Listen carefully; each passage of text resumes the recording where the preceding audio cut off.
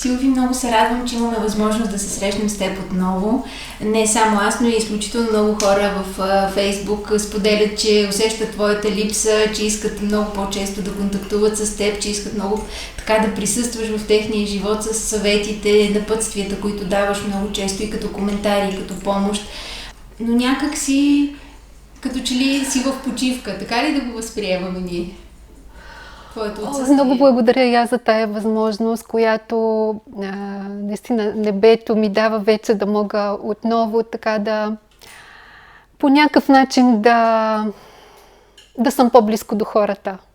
Въпреки че не мисля, че сме липсвали и отсъствали. Напротив, в тихото Бог работи най-много. И така има един период в живота на човека, когато той трябва да работи в тишина, да се оттегли.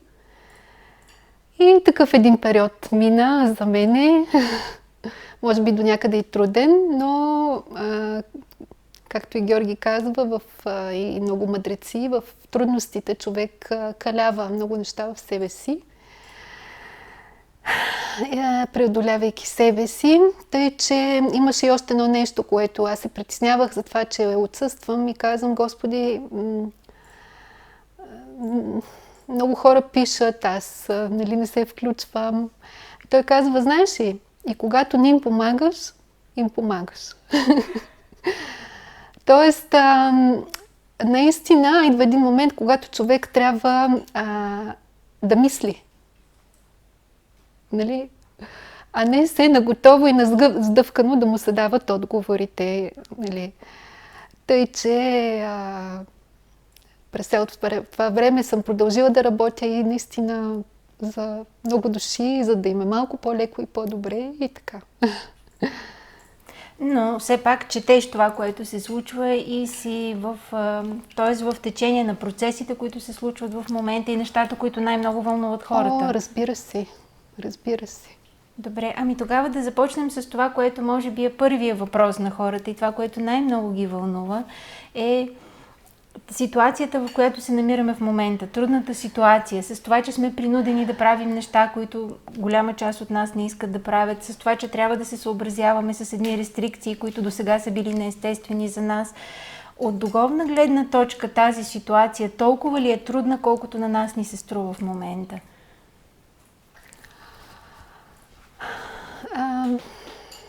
Преди време ми казаха, че Бог прави най-доброто, за да могат хората да минат най-леко и символично през това кармично разплащане, което върви. Но ако забелязвате, то върви някак на вълни по целия свят.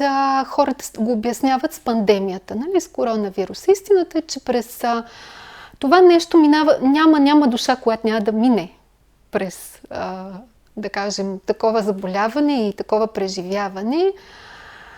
Но то е някак на вълни, като доста силно, може би, неща се случват в славянските страни. Още преди време бях казала, че има 13 славянски страни, една от които е България. Бих казала, че в България най-напред се случват всички процеси и след това вървят в другите части на света.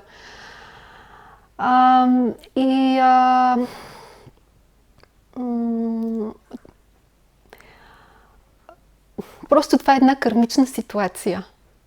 Една кармична ситуация, която Бог прави така, че за душите, на които помага, Той помага на много хора, за да могат най-леко да минат през това.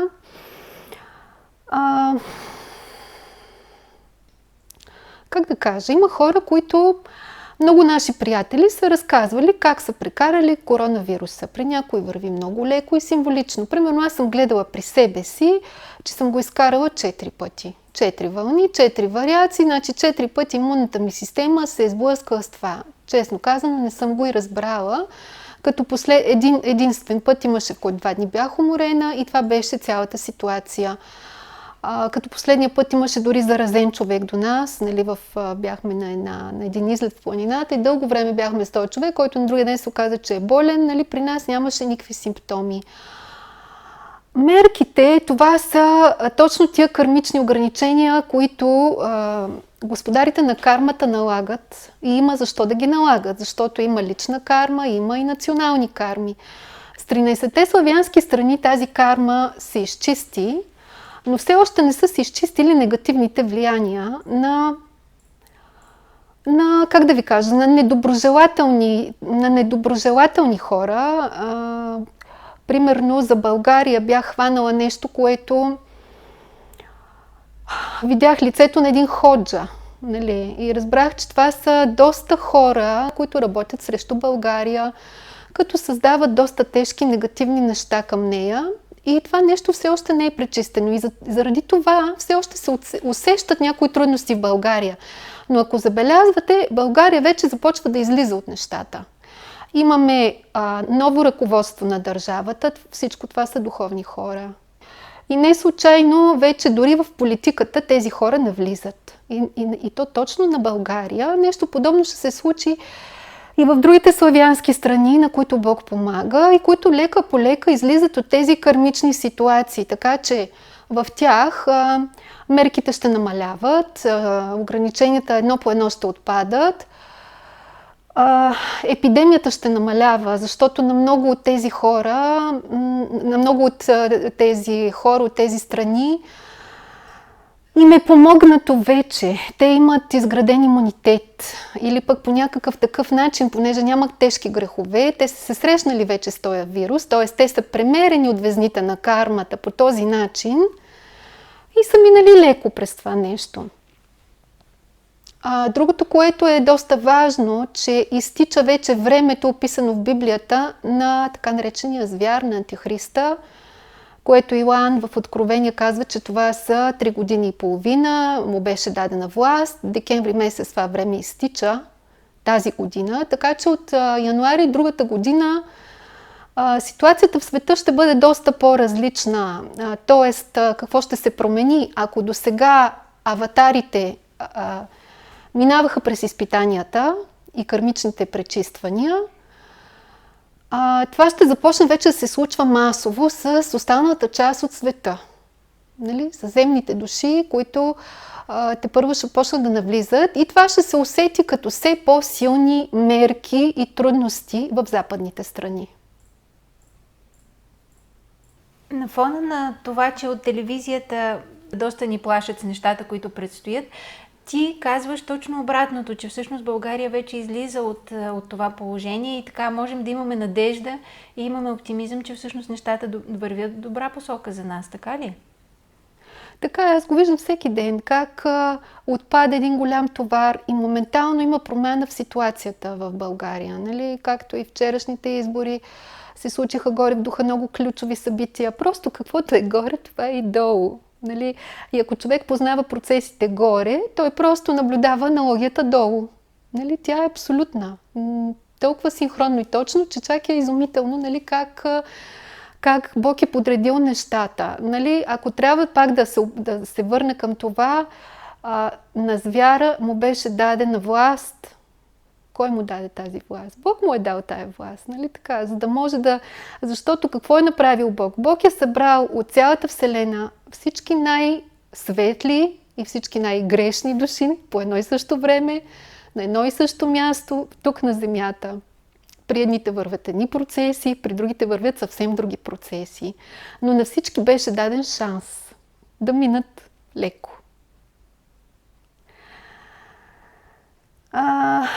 Като надеждата и вярата е нещото, което във всеки един момент, в крайна сметка, наблюдавала съм го при много хора, как имала съм случай, в който ми казват, не може да се помогне на този човек. Това е сериен убиец, примерно, или канибал, или много тежка карма, няма как да се прости такова нещо. Нямам право и аз да се намеся. Обаче майката е дошла и почва да говори за сина си, за добрите му постъпки, за това какъв добър син е, как я обичал, нали, за добрите неща. И в крайна сметка Бог казва, да, можеш да помогнеш. Тоест, какво се оказва? Че кармата, колкото и тежка да е, ако в това си прераждан или в който и да е момент от нашата еволюция, ние започнем да правим добри неща.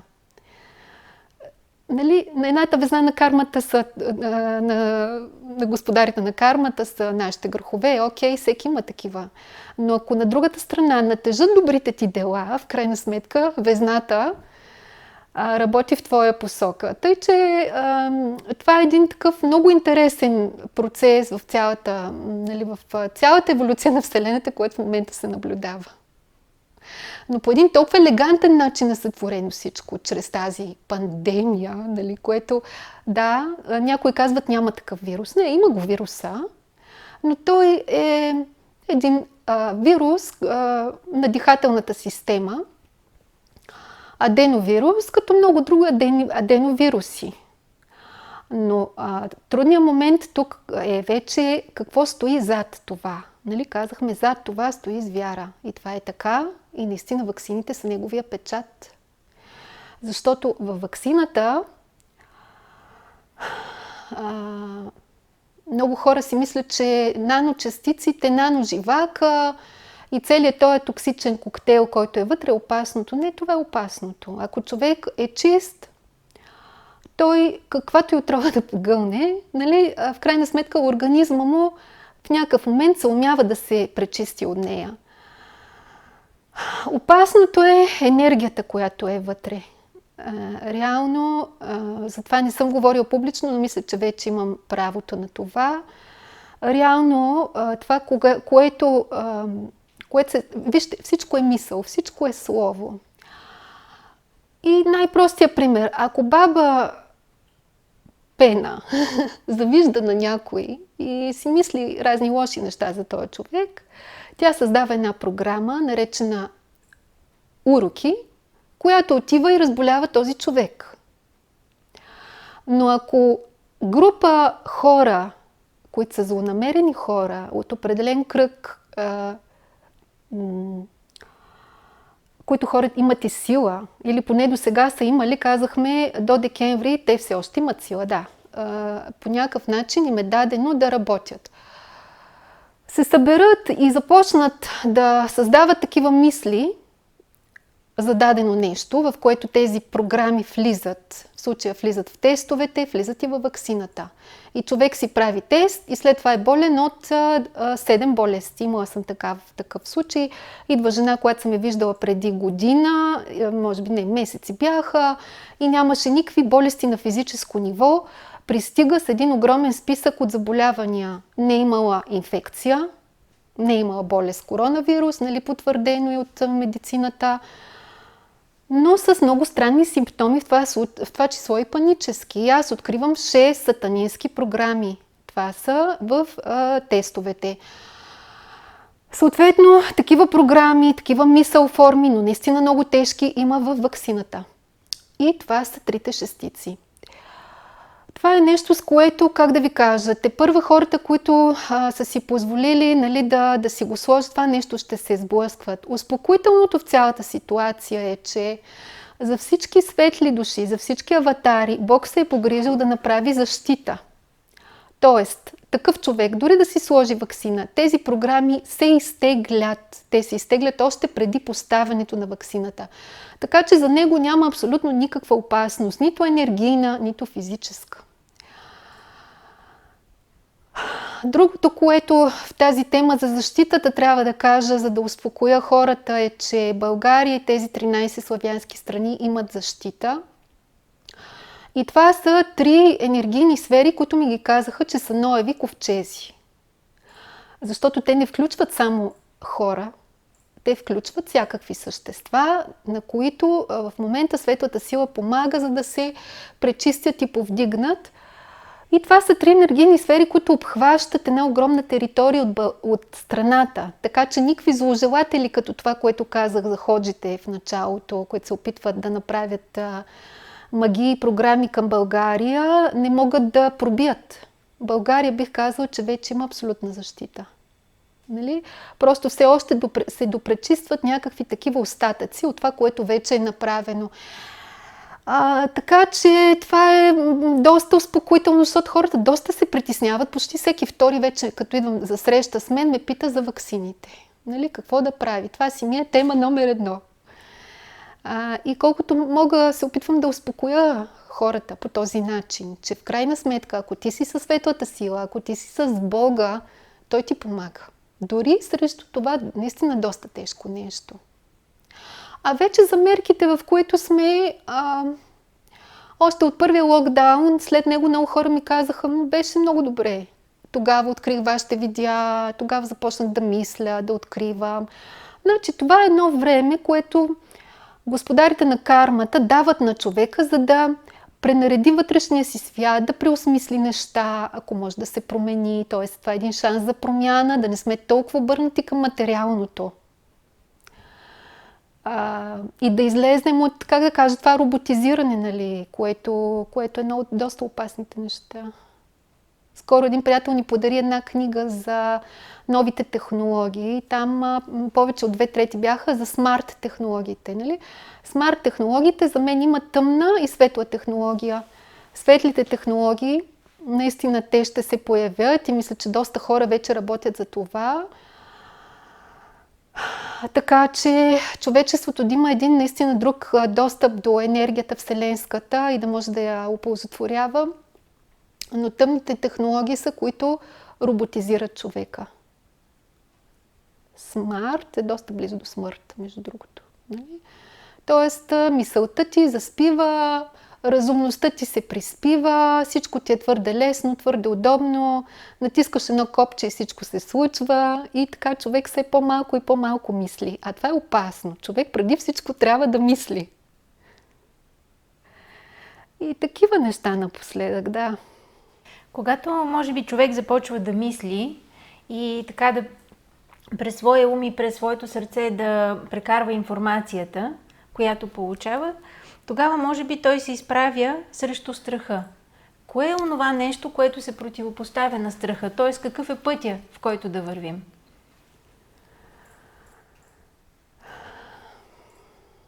Страха преодоляваме, като правим това, от което ни е страх. В това съм убедена, нали? И или виртуално, или реално светлата сила постоянно ни поставя в ситуации, за да можем да тази най-ниска вибрация у нас да я преодолеем. Тоест или чрез житейски ситуации, които идват чрез други хора, или чрез, като казвам, виртуално, нали, примерно аз се сблъсках последния месец с невероятно мощни сили, които, нали, там място за страх няма. Там само трябва да действаш, да намираш най-точното действие, най-точната молитва и абсолютната непреривна вяра и връзка, за да можеш да преминеш, нали. И така преодоляваме страха чрез действие. Слушайки те сега, просто си позволявам да мисля на глас. Като че ли цялото ни общество в момента е в една ситуация, в която ние сме потърпевшите и очакваме какво ще ни се стовари на главата. А всъщност си давам сметка, че може би пък трябва да обърнем мисленето си. Ние сме тези, които един по един, хванати за ръка заедно, можем да се измъкнем от тази ситуация. Тоест това не е нещо, което ни се стоварва на главата. Ние имаме избор в тази ситуация как да мислим, как да реагираме и как да живеем, в крайна сметка. Да живеем в спокойствие и да гледаме към бъдещето. Защото това е естественото нещо. От този избор на всеки един наистина зависи бъдещето му. Не само на Земята, но изобщо бъдещето на тая душа, защото, да кажем, тук свързва живота му, но нататък как продължава. Нали? В Библията пише и те отидоха за претопяване всички, които носеха печата. Нали? Какво значи това претопяване? Просто ти занулява цялата опитност и те връщат много назад в еволюцията. Примерно се превръщаш в чехълче в някаква планета, да кажем, от първа плътност. Нали, както сигурно ще стане с доста грешните души, които сега се изявяват.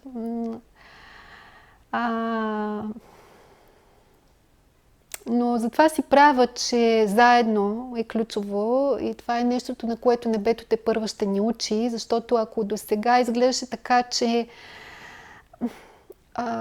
някак всеки един от нас, неговата малка общност, която работи и живее, семейството и работата, нали, по някакъв начин се справя, все по-често и явно ще се усеща подкрепата от небето от ангелите, от невидимия свят за всеки един от нас, чрез все повече хора ми говорят за ясновидски изяви в сънища и съновидения и наставления, защото връзката със светлата сила нараства.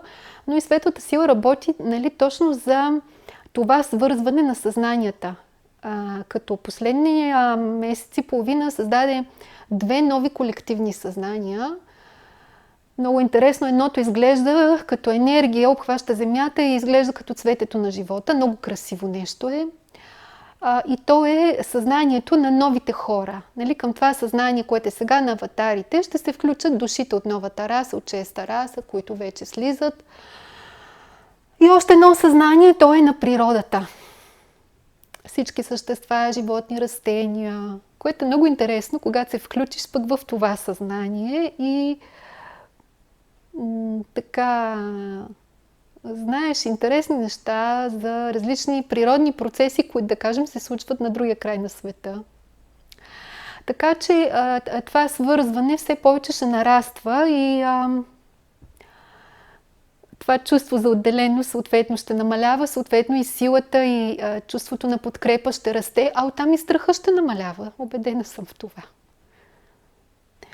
Някак Бог ми каза, че трябва да ги разясня нещата, да съм точна, да дам едно послание на надежда. Надявам се да успявам, защото наистина времето е преломно и трудно и работи наистина много така трудни енергии в момента работят.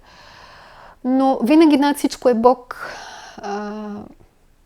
В Откровение е описано, че в крайна сметка Той побеждава, нали така? Много е странно, че скоро, четейки за 4-те конници, прочитам, че белия конник, видите ли, бил пандемията, нали, всъщност, и затова той носи една корона. Но белия конник не е пандемията, белия конник е наистина светлата сила, която, макар и сега все още деликатно и невидимо, за бъдеще все по-явно и видимо ще работи на земята. И в крайна сметка Бог е над всичко и хората, които си мислят, че това не е така, наистина много дълбоко грешат. Просто е абсолютно вече жизнено необходимо. Остава още 1 месец. От януари ситуацията ще бъде наистина много различна. Жизнено необходимо за всяка една душа да се сети, да се обърне към светлата сила, която помага. Аз ви дадох примера с майката, която толкова много плачеше и толкова много искаше да помогне на сина си.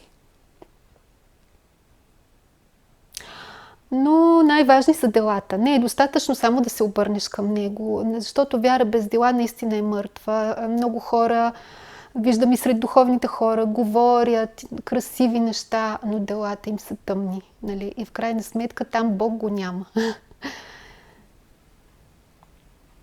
Това си мислих и аз, да, това обръщане към светлата сила. Някой си казва, добре, да аз се помолих. И пак не се получи. Не е достатъчно, но това е началото. Това е все едно да протегнеш ръка и Бог да я хване. Но там нататък е един път, който Той те води. Водите и през трудности, през изпитания и всякакви неща, за да израснеш. Не е лесен този път, но той е истински, е единствения. И така, човек трябва да се старае и да постоянства. Това е наистина много важно, да не се отказваш. Кажеш, аз тук нещо съм се объркал. Само тъмнина, само проблеми, само неща. Къде е светлата сила във всичко това, нали? В надеждата. Надеждата и постоянството.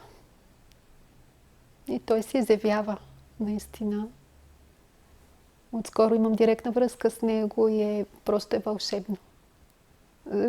Странно е, че се появи тази връзка в деня, в който бях почти се отчаяла. Нали? Така ми се случвало на 2 пъти, може би, в живота, когато стигам до един предел, който и точно след този предел всъщност се вижда много пряката му намеса в нещата, така че много ускорено и бързо нещата се променят. И последния път беше вече връзката. Де факто същия този ден за първи път Христос ми говори и оттам насетне имаш ли тая връзка, там вече няма място за страхове, за отчаяния, за каквото и да било, нали, което да те притесни. Просто гледаш как най-адекватно да живееш.